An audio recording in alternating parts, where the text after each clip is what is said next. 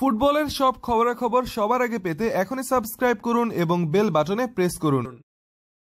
লা লিগায় দারুণ এক হ্যাট্রিক করলেন করিম বেনজেমা। ফর্মে থাকা ফরাসি এই ফরওয়ার্ডের নৈপুণ্যে অ্যাথলেটিকো বিলবাওকে হারিয়ে লা লিগার শিরোপা জয়ের পথে ফিরেছে রিয়াল মাদ্রিদ। সান্তিয়াগো বার্নাবিউতে রোববার রাতে স্থানীয় সময় বিকেলে ৩-০ গোলের জয় পেয়েছে জেনেদিন জিদানের দল। সেপ্টেম্বরে লিগের প্রথম পর্বে বিলবাওয়ের মাঠে ১-১ গোলে ড্র করেছিল প্রতিযোগিতার সফলতম দলটি। গত সোমবার লেগানেসের মাঠে পিছিয়ে পড়ার পর বেনজেমার গোলে স্বস্তির ড্র নিয়ে মাঠ ছেড়েছে রিয়াল মাদ্রিদ।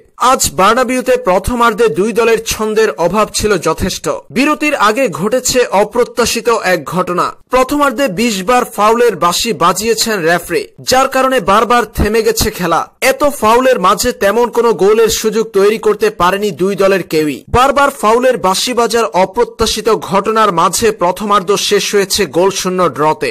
দ্বিতীয়ার্ধে দলের জন্য ৩ গোল করে হ্যাট্রিক পূর্ণ করেছেন করিম বেনজেমা। ম্যাচের ৪৭তম মিনিটে মার্কো এসেন্সিওর বাড়ানো বল হেডে জালে পাঠান এই ফরাসি ফরওয়ার্ড। তখনই দলকে এগিয়ে নেন তিনি। এরপর দলের দ্বিতীয় গোলটিও এসেছে করিম বেনজেমার মাথা ছুঁয়ে। লুকা মডরিচের কর্নার থেকে হেডে বল জালে পাঠিয়েছেন ফরাসি এই তারকা এবং ম্যাচের শেষ মুহূর্তে প্রতিপক্ষের ভুলের সুযোগ কাজে লাগিয়ে নিজের হ্যাট্রিক পূর্ণ করেছেন বেনজেমা, যার ফলে ৩-০ গোলের জয় পায় রিয়াল মাদ্রিদ। ম্যাচের প্রথমার্ধে ফাউলের চরম অপ্রত্যাশিত ঘটনার মাঝে হ্যাট্রিক করলেন করিম বেনজেমা। তাতেই লা লিগার শিরোপা জয়ের পথে ফিরল রিয়াল। ৩৩ ম্যাচে ২০ জয় ৪ ড্রয়ে তৃতীয় স্থানে থাকা রিয়াল মাদ্রিদের পয়েন্ট ৬৪।